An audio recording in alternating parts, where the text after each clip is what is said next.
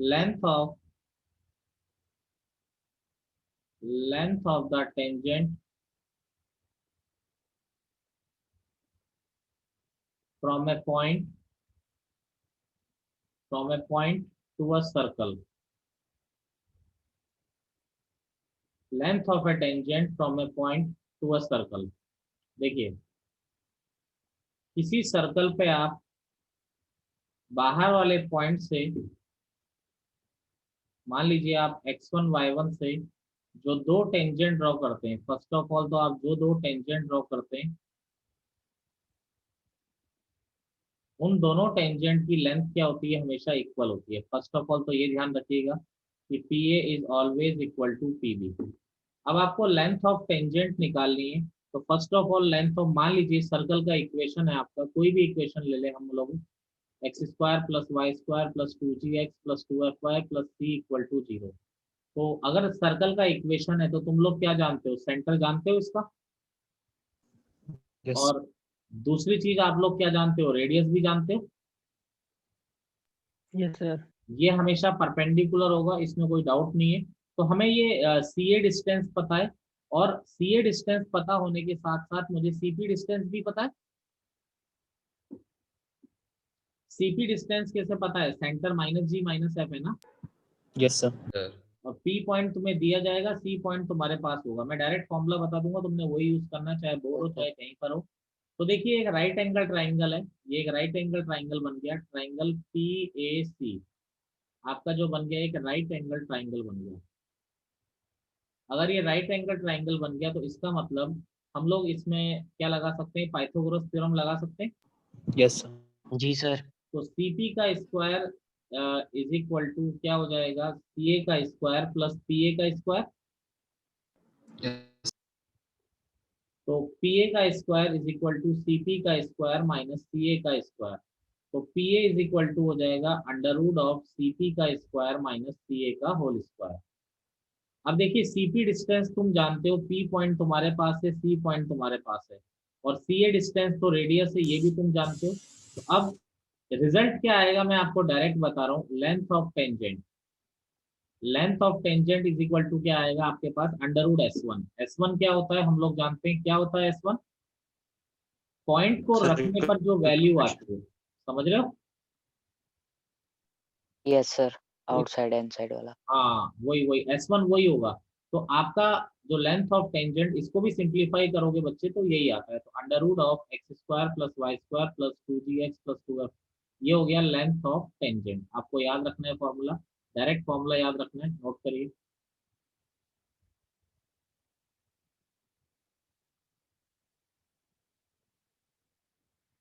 Root S one, always याद रखिए, root S one. Question है हमारा, find the length of tangents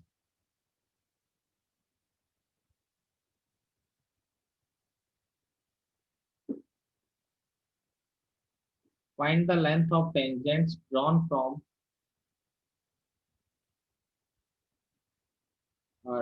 from the point,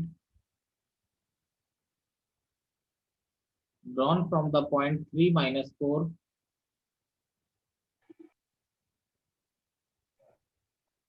to the circle,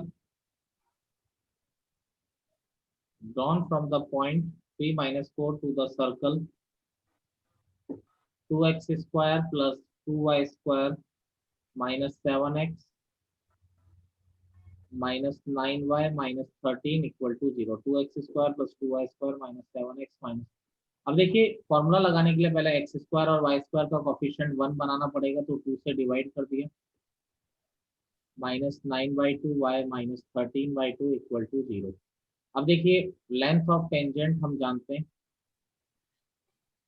हमारा formula हो जाता है रूट एस वन।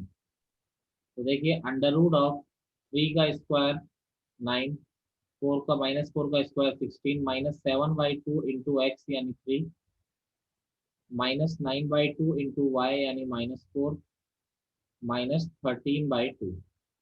तो 9 प्लस 16 हो गया 25 माइनस 21/2, ये 2 टाइम्स कैंसिल हो गया, तो कितना हो जाएगा, +18 माइनस 13/2। तो 21/2 और 13/2 ऐड होगा तो कितना हो जाएगा आपका 34/2। 34/2 कितना हो जाता है 17 प्लस 18 तो आ जाएगा √25 + 1 यानी आपका आ गया √26। सीधा सीधा लेंथ ऑफ टेंजेंट √26 आपका आंसर।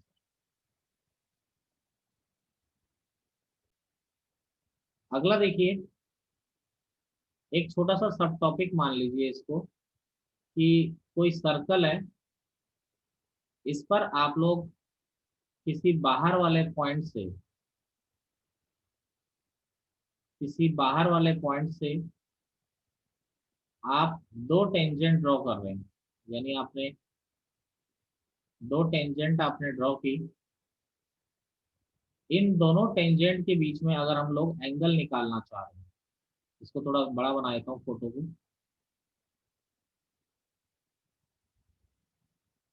तो कोई सर्कल है, किसी पॉइंट P x1 y1 से हमने बाहर वाले पॉइंट से इस पर दो टेंजेंट हमने ड्रॉ किए।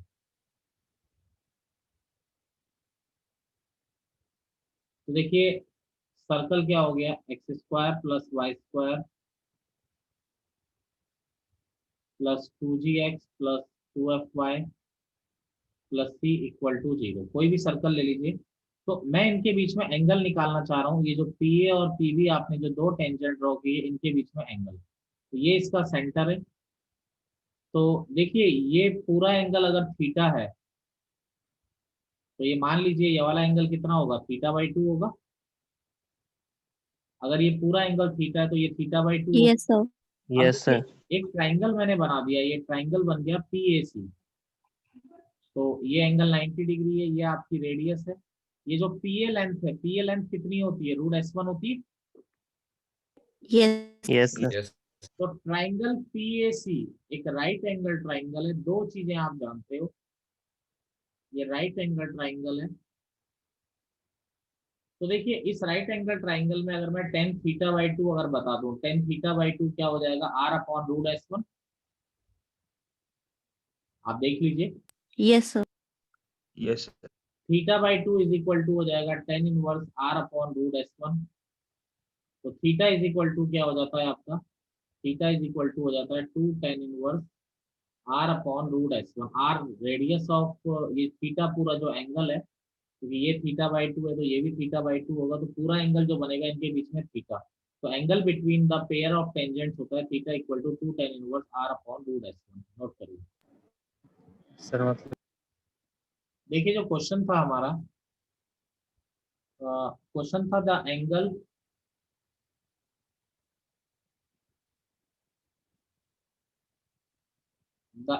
Between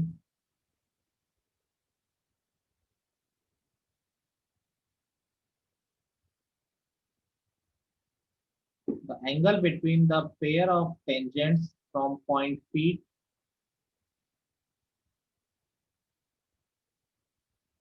to the circle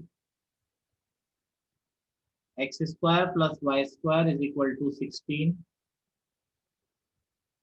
is π/3,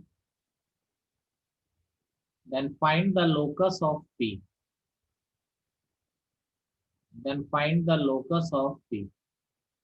तो देखिए इसके बारे में हम बात करें, क्वेश्चन क्या है, ये एक P पॉइंट है। अब जिसका लोकस निकालना होता है हम उसको h के मान लेते हैं, नो डाउट। या चलो x1 y1 मान लीजिए, आप x1 y1 में अगर कंफर्टेबल है तो x1 y1 मान लीजिए। इससे आपने इस पर दो टेंजेंट ड्रॉ की। सर बोलिए।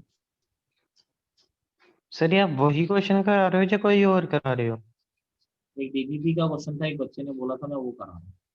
अब ये π/3 एंगल सर बना, इसमें तो सर इसमें हमें P का लोकस दिया हुआ है, हमको R निकालना है। चलो तो कोई बात नहीं, लोकस में निकाल लेता हूँ, R उससे पता पड़ जाएगा। ठीक है, तो यहाँ पर देखिए अगर हम लोग बात करें, इसका सेंटर 0 0 होता है और रेडियस इसकी 4 होती है। तो एंगल हम जानते हैं कि एंगल क्या होता है आपका 2 tan 1 R/√S1 होता है। जी सर। तो थीटा आपको दिया हुआ है यहाँ पर π/3। तो 2 tan इनवर्स r, सर्कल की रेडियस कितनी है हम लोग जानते हैं 4 अपॉन रूट S1 कितना होगा, S1 यानी क्या होता है आप जानते हैं, पॉइंट को सर्कल में रखने पर। तो x1 square plus y1 square minus 16, ये 2 नीचे आएगा तो 5/6, ये 10 इनवर्स इधर आएगा तो 10 5/6 is equal to 4 upon under root of x1 square plus y1 square minus 16। 10 5/6 होता है आपका 10 30 डिग्री यानी 1/√3 equal to 4 upon under root x1 square plus y1 square minus 16।